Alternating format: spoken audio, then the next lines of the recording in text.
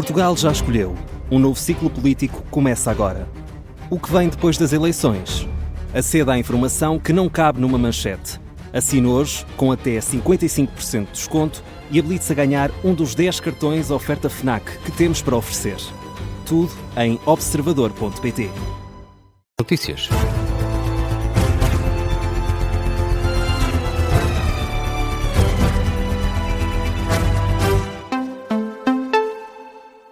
Jornal das 3, edição com o Miguel Videira. Miguel, um otimista e um pessimista encontraram-se em Bruxelas.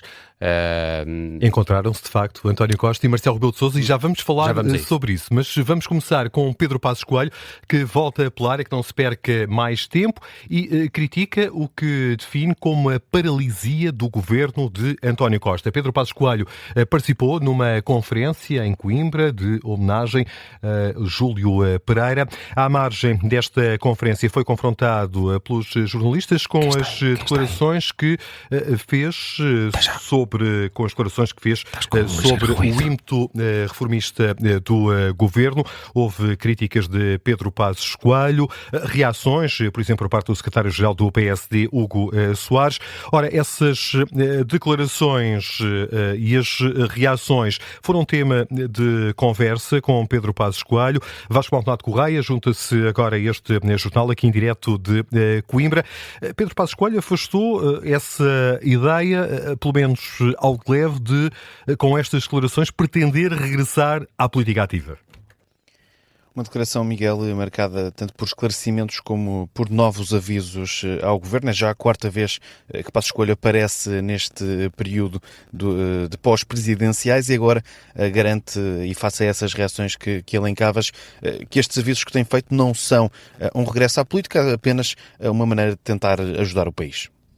O meu objetivo, eu já disse qual é o de poder contribuir para que a reflexão pública possa ter alguma consequência.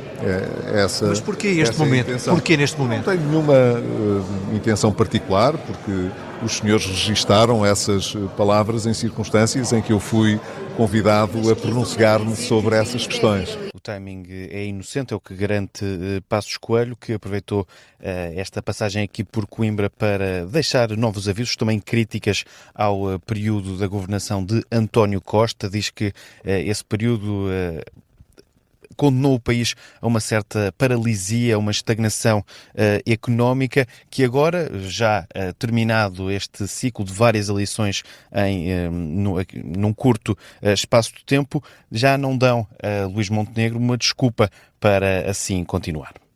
Por razões que também são conhecidas, estes 2 anos foram consumidos em mais eleições e em alguma instabilidade. E agora que esse ciclo eleitoral se fechou, está na altura de pôr em prática, portanto, aquilo que foi a grande promessa com que o PSD chegou ao governo.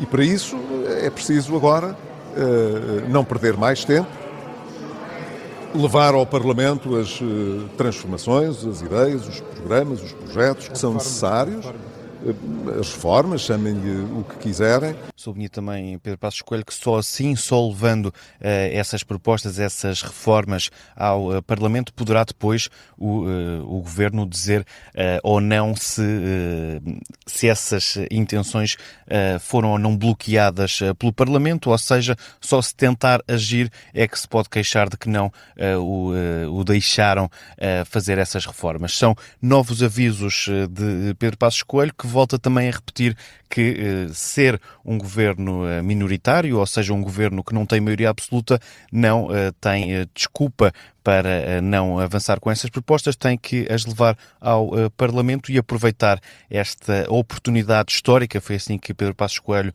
lhe chamou, para o país finalmente andar para a frente, quer que o país pare de perder tempo. Ímpeto reformista Pedro Passos Coelho volta a pedir nesta declaração que fez aos jornalistas à margem da participação numa conferência em Coimbra. E agora sim vamos a Bruxelas, onde fala a esta hora Marcelo Rebelo de Sousa. Sim, Marcelo Rebelo de Sousa está hoje na capital belga, no momento que marca a despedida das instituições europeias. Já se encontrou com António Costa, já vamos ouvir declarações no âmbito desse encontro com o Presidente do Conselho Europeu. Marcelo Rebelo de Sousa dá a esta hora uma conferência de imprensa, vamos escutar a boleia da RTP Notícias. notícias. Asma, eu devo à asma do meu irmão a necessidade de tratamentos em Madrid. Estou 3 vezes ao ano. Vai com a família de automóvel para o tratamento e atravessar a Espanha. A Extremadura espanhola é atravessar um país mais atrasado do que Portugal. O nosso campo era menos atrasado do que era o campo espanhol. Depois chegava-se a Madrid, aí já era diferente, Madrid era Madrid, mas não era nada que se comparasse com o que veio a ser e com o que é. Mas quando se deu o passo seguinte, que é ir a Paris, também de automóvel, com a família, bom, aí já se tinha um cheiro do que era a Europa. Para comprar os livros proibidos, lá se chama Perrault, para comprar os livros todos, que começavam no socialismo, passavam pelo comunismo e acabavam no anarquismo, na esquerda ultra-revolucionária, para conhecer outros espetáculos, para conhecer outro mundo. E aí, e a mim aconteceu-me isso aos 14, 15 anos de idade, isto é a Europa. Conhecíamos os livros, dos jornais, nós éramos muito francófonos, das revistas francesas, mas é tudo com os limites da época das notícias que passavam na televisão. E a partir daí era imparável o sonho europeu. Imparável no liceu, imparável nos que chegavam à universidade, imparável naqueles que ficavam pelo meio no liceu, era uma minoria das minorias. Chegava sequer ao 5º ano do liceu, primeiro ao 7º ano do liceu, quem estava na universidade, víamos partir os amigos e colegas muito cedo, no fim do ensino primário ou no primeiro ciclo. Quando eu entrei na escola primária, a escolaridade obrigatória era 3 anos para as raparigas e de 4 anos para os rapazes. Só depois passou a ser 4 anos para as raparigas também. E o alongamento para 6 anos é já dos anos 60. E 9 anos já não foi, de antes do 25 de Abril. Portanto, imaginem que isto é o Sr. Ministro da Educação, que é ótimo a explicar a importância da educação na mudança da vida das pessoas, mas é verdade, percebe como a Europa era um sonho.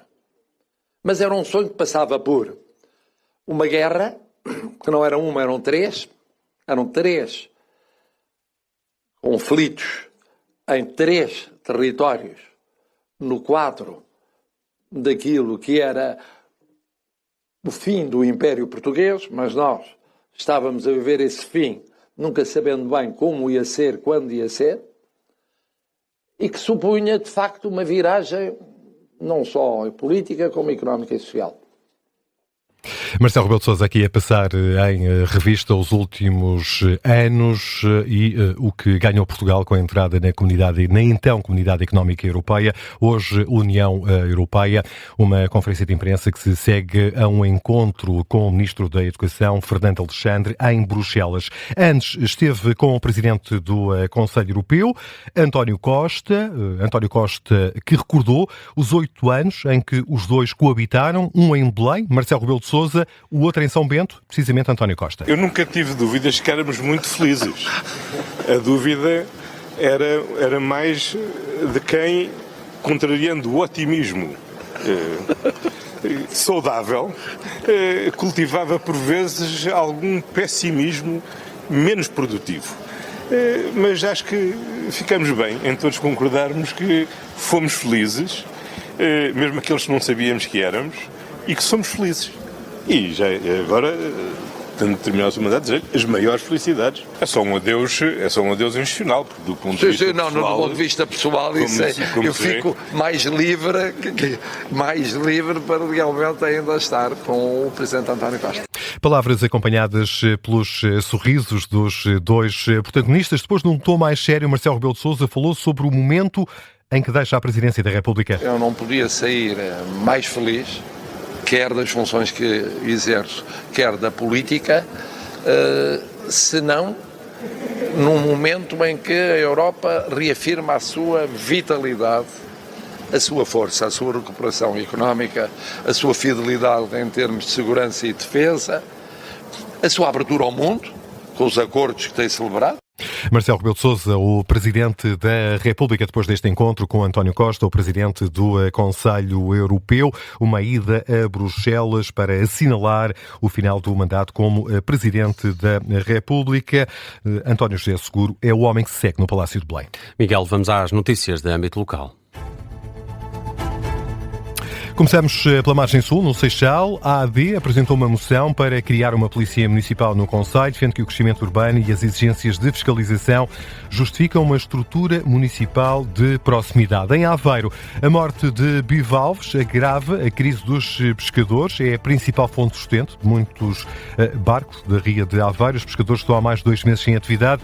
Os apoios anunciados pelo Governo já contam com mais de 150 candidaturas.